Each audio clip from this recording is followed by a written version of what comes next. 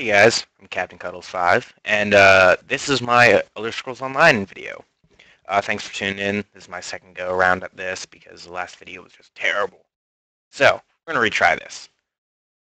Alrighty, let's go right to the get-go. You have your Elder Scrolls Online, you have your play button. Obviously, you want to play the game, click play. Alright, fair enough, easy enough, right? So we're just going to wait for this here to load up. It's pretty easy. I'm going to try to make this quick, so you're going to have to try to keep up with me. I don't want another 40-minute tutorial. That's just absolutely preposterous. Who needs that?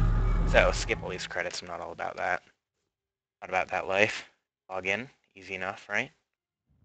Log in. Of course, on the sides here, you have your settings, your credits, your quit.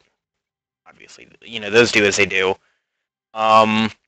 Settings, I'm pretty sure they actually adjust themselves, so you really don't have to do that. Don't mind me here. I'm going to text my friend back. I'm actually making this video mostly for him. But again, I hope that this video can help everybody and not just my friend. So anyway, this brings you to a loading screen. We'll just wait for this to load on in.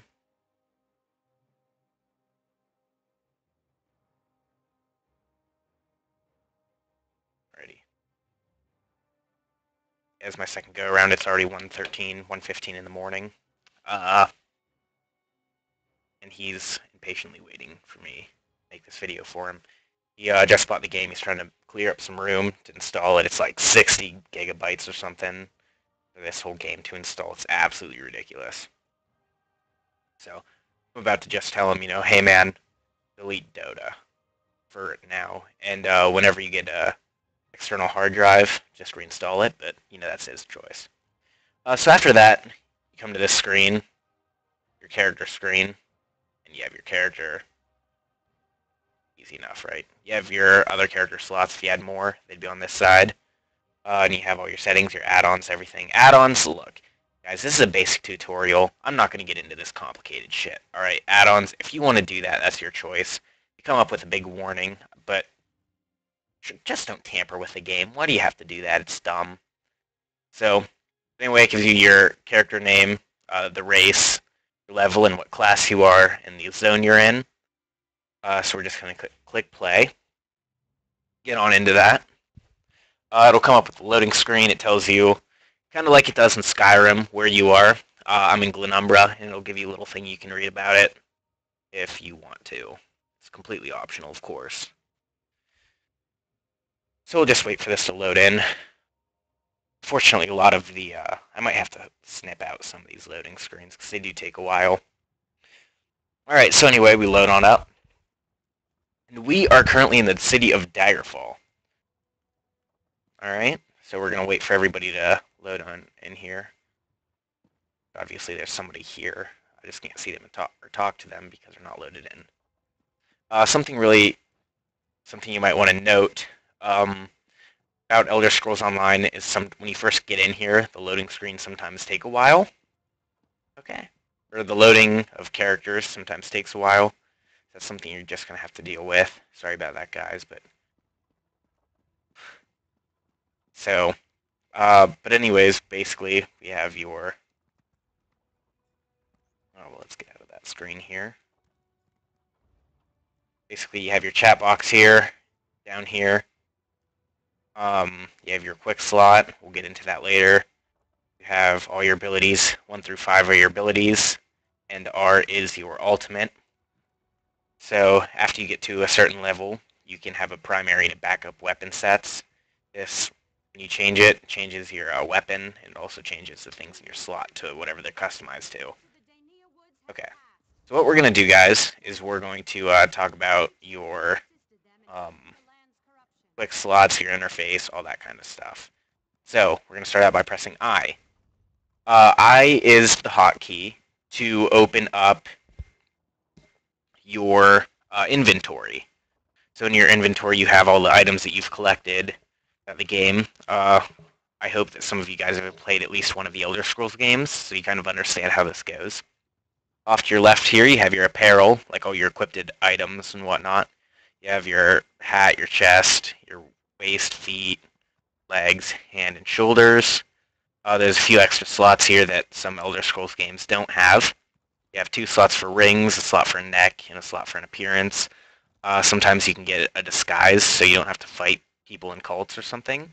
If you have one of those, you just drag and drop it over to here. Next, you have your weapons.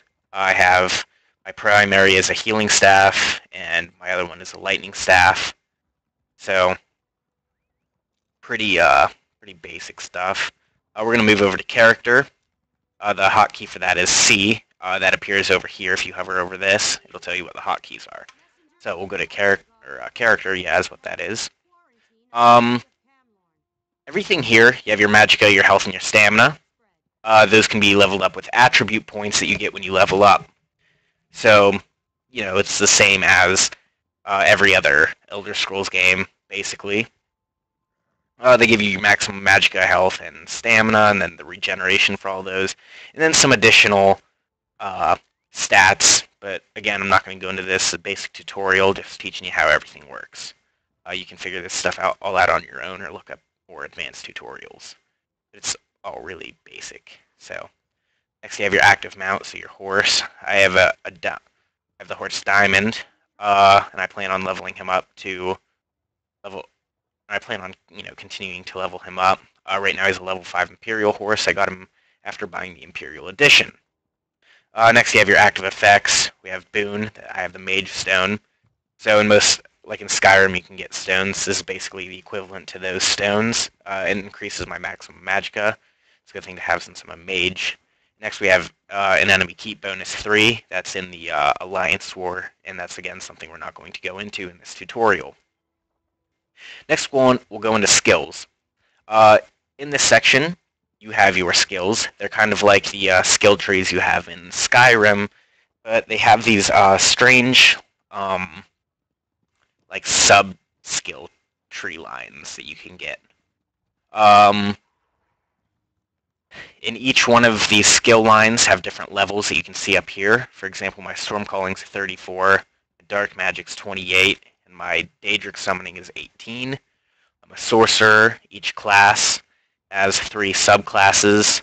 So say you're a Templar, these subclasses are going to be totally different. So, but basically the idea is you're just going to have to go through and read all these guys. You're going to have to do that all on your own, and try to figure out whatever synergy works best for you. So, but the things here can all be leveled up with skill points.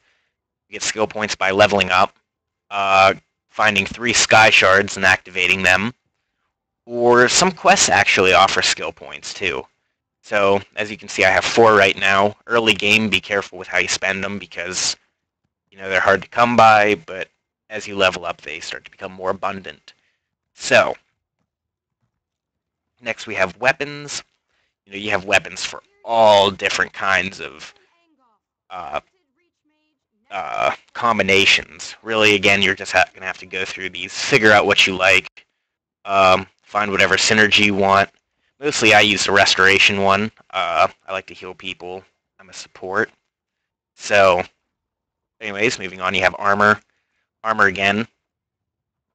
You have your just regular passive abilities and active abilities like everything else. Like in my classes here, I have my ultimate, my active, and my passives. Again, you're just going to have to go on and read these guys. A world. I don't know if the world is the same with every class, but in the Sorcerer class it is definitely soul magic. I don't know if it's the same like that with Dragon Knights and whatnot, but again, it's just another one of those things you guys are going to have to read. Along with the guild, you have the 3 guilds, my fighter, mages, and undaunted. They might be different in different alliances, I don't really know. This is all for the Daggerfall Covenant in the Sorcerer class. So, but the basic concept remains the same. Next we have the Alliance War, and this was a nice add-on that that ESO made, where as you progress through your career in the Alliance Wars, you level up, and it becomes like a support. Your support thing levels up, and you can get ultimate and active abilities and passives that really help you out in the Alliance War. So I really like what they've done here. It's really a great, neat thing, and you guys are going to have to read more into that. You'll also have racial skills, depending on what your race is. They're mostly all passives, or at least for the Bretons, they are all passive. So again, you're just going to have to read these, find some awesome synergy. Alright, now we're getting into crafting. This is where it gets really exciting, guys. And, you know, really heed whatever warnings I'm providing you here, because the crafting isn't exactly easy in this game, compared to, say, the other Elder Scrolls games. So, we're going to take a quick peek at this. Everything I go over is going to be in clothing. Clothing, woodworking, and blacksmithing. They're all almost exactly the same. The only difference is the things you're trying to get. So, your tailoring. The tailoring is the most important. It's the first passive ability in both the blacksmithing, woodworking, and clothing. The way it works is different kinds of materials help you create higher leveled weapons or armor. So, I'll read this off to you real quick and I'll explain it. I have tailoring 3, and what that does is it allows the use of cotton and leather. So, if I'm making, or the next set of robes I make are going to be out of cotton, and there will be level 26 robes. Of course, I can't use those robes. Maybe I might be able to tailor them or create them, but I won't be able to actually use them and equip them until I'm level 26. So the type of material that you use to create whatever you're creating dictates the level range that you make it out of. So for example, say you're making something in woodworking, like a staff. If you use a maple staff, or if you create a staff out of maple wood, you can only make that staff between level 1 and level 14. And you can only craft by 2s. So you can only craft 2, 4, 6, 8, 10, 12, or 14. You can't do a level 13 staff. No, you can't do that. No odd numbers. ESO doesn't like odd numbers when it comes to crafting. So, but yeah, so the material dictates the level. So, and that's definitely something. It's good to keep your armor and weapons like up to date the best you can, because obviously the higher the level, the more protection and damage they offer. So that's something you'll have to read more about. It's a real pain in the ass, really, to collect the materials. But that's where this next thing comes in handy. It's called Keen Eye. It's the very next passive. It allows you to find materials in the world easier when you're within 20 meters of them.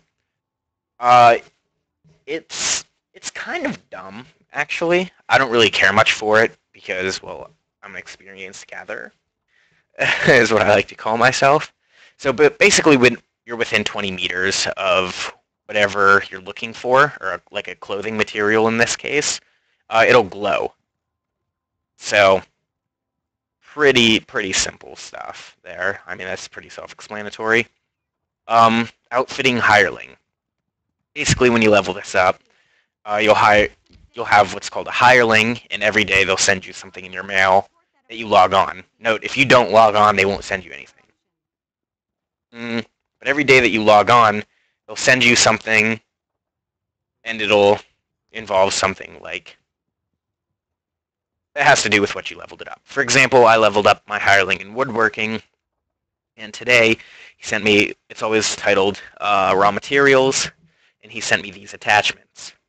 Now, I can accept those attachments and, you know, whatever, you know? So pretty easy stuff. I mean, self-explanatory there. Let's go back to our skills. Keep moving down. Unraveling. Okay, here comes another complex concept of the game. Like every Elder Scrolls game, you can refine things. Make them, so if you create a level 14 staff, you can make it can be normal when you first create it, and then you can refine it to either fine, superior, epic, and legendary. And obviously, as it increases in these, how do I say it? As it increases refinement, or how fine it is when you make it, it deals more damage, or it offers more armor protection. So that's something that's really nice to have, because if you make like a level 26 robe, and then you refine it up to like epic, it basically provides the stats that maybe a level 28 robe would have, or maybe a level 30 robe would have. But the only way to get this is by, or the only way to get those materials to refine things is by, it's deconstructing for in this case, because I'm in the clothing section, like deconstructing a superior clothing. And so if you have a robe, let's say, that is refined to superior, you take it to a clothing station, you deconstruct it, and maybe if you're really lucky, you'll get whatever clothing requires to make it the ingredient that requires you to refine clothing to superior, if you're lucky. Basically, by leveling this, it just increases your chance to do that. Another way to do it, there are more ways than that to just do it. Like, you can just go out and pick or gather tons of flax or some other clothing material, and then just turn that raw flax into just regular flax, and then that when you refine that stuff, it has a chance to give you that. And this also helps with that. So I know it's really complicated. It's also really hard to explain. So I'm sorry about that, guys.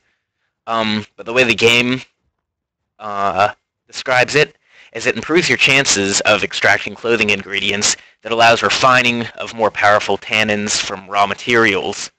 So if that helps any, then yeah. And what the tannins are is basically what the items that I was referring to help increase the quality of your item. Next, we have stitching. It reduces the times by 5% and allows the reduces research times by 5% and allows the research of 2 items at once. This goes into the traits thing. Again, that's really complex crafting things that I'm not even completely sure how it works. So that's something you're going to have to look up on your own. So I understand the basic concept, but I definitely don't know it enough to explain it to you. I mean, I had a tough enough time explaining the improvement, and that's a pretty basic idea. So moving on, we have the tannin expertise. This increases the improving of items with tannins. So let me demonstrate this real quick. And here I have a woodworking station. If I go to the improvement tab, and I take my beach staff of lightning staff or whatever, all right, I can increase it. If I try to increase it to superior with only using one of these tannins, I have a 22.5% chance that it's going to become superior. If I take this chance and try to improve it and the attempt fails, then the staff gets destroyed, and I have to start all over, back to improving it to fine. It is quite the process, and it can be very tricky when you try to get to legendary. But by increasing this, the number that I use, it increases the chances that it's going to become superior staff. So, but what this does is I have 1 level into this. So for this level, it might only be like a 15% chance that this is going to work. So by increasing your tannin expertise, then that'll help you increase the chances that it's going to work by using less of your items, if that makes any sense. Next, we're not really going to go into alchemy or enchanting or provisioning. They're all basically the same concepts. You can read about them, learn them. But this is a basic video, so we're going to keep moving on. Journal. Basically, it gives you all your locations, and in each location, it'll tell you what your quests are in the locations. So, but then you have your lore books that once you discover, you can read more about those. Achievements that you can unlock, or that you have recently unlocked, and leaderboards that I'm not really going to get into. Next, you have your map. Right now, I'm in Daggerfall. You have your icons that show your different things, like a stone, that's a lady stone, harborage. Keep going out. It shows your state, basically, that you're in. So I am currently in Glenumbra. These show all your locations. Keep coming out, and here we have the entire, or the entirety of what is Cyrodiil, or not Cyrodiil, but Tamriel. For those of you that have played Skyrim and you don't really understand how the map works, Skyrim is essentially right in this area. So as you can see, they don't really have it unlocked. Maybe someday they will. I really hope they do, because I'd like to go and see what they've changed with Skyrim. So the big thing that everybody wants to know about is Cyrodiil, and I promise I'll get to that. But in this area here, we have the Daggerfall Covenant area. Over here we have the Ebonheart Pact, and down here we have the Aldmeri Dominion areas. So each of these, they have like, each covenant or alliance has these different states that are basically opened up to them. So we'll just jump right into Cyrodiil. How's that sound? There's not a whole lot to explain on the map. So here we have Cyrodiil. All the blue represent the Daggerfall Covenant, all the red, the Ebonheart, and this gay yellow represents the Aldmeri Dominion. As you can see here, we have the forts, we have the Imperial City, and then the forts around the Imperial City. You can see that there's like these little, well, you might not be able to see it, but around these forts, you can see that they're like little like yellow stars almost. That means that they are under attack. And if you hover over them, you can see it says in this little box, well, hey, your thing's under attack. It's being attacked by the Ebonheart Pact, and they have 2 siege weapons. You can tell it's not really that big of a fight. They only have 2 out of 20, and the Daggerfall Covenant has 3 out of 20. That's basically what the gist of this. By capturing all the forts around the Imperial City, your alliance then has the chance to crown an emperor. So, but again, I'm not going to get too deep into that because it is basic. Next, you have your group, which is just, well, your group. After that, you have your contacts. I only have one contact. He hasn't been online for 3 months because he's a jerk. So next, you have your guilds. If you have a guild and you want to get into that, that's your thing. I'm in a guild, and it's really kind of dumb. So, but that's you. It's not all on you. Next, we have the Alliance War. I'm not really sure how these point things work at all. Like, how the points work just in general. I honestly have no idea. So, because actually in my last video, we were in 2nd place, and now we're in 1st. But I'm not really, I don't quite understand this. Like how the Ebonheart Pact has 5. I mean, obviously they have more than the Aldmeri Dominion, but the Ebonheart Pact is still in last. I just don't get it. So that's whatever. Next you have your mail. Again, nothing like really too exciting here. After that you have notifications. Nothing exciting here. And help. If you seriously have help, you can just come here and do your own thing. So that's basically it, guys. It's pretty simple. You have these guys, Mr. Tenjoho. He doesn't even know he's online, right, or he's being streamed on YouTube right now, but he is. So for him and this kid over here, Baby Dragon level 16, noob. Of course, you can always have a horse. You get the horse, and you can just like ride your horse around, like woohoo.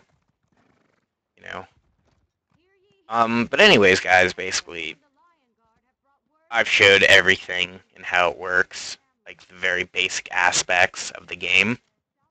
I really hope that this helped you out. If you have any questions, you can definitely contact me or leave a comment.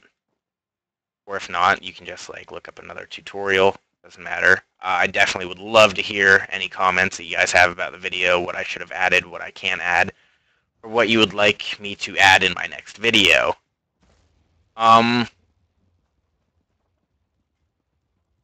Anyway, guys, hey, thanks for tuning in. It has been a real pleasure. And, you like the videos, subscribe to me on YouTube. Follow me on Twitch. It's just captaincuddles5. I haven't been really active lately, but well, that's no big deal. So, thanks again, guys. And I'll hopefully be making more videos soon.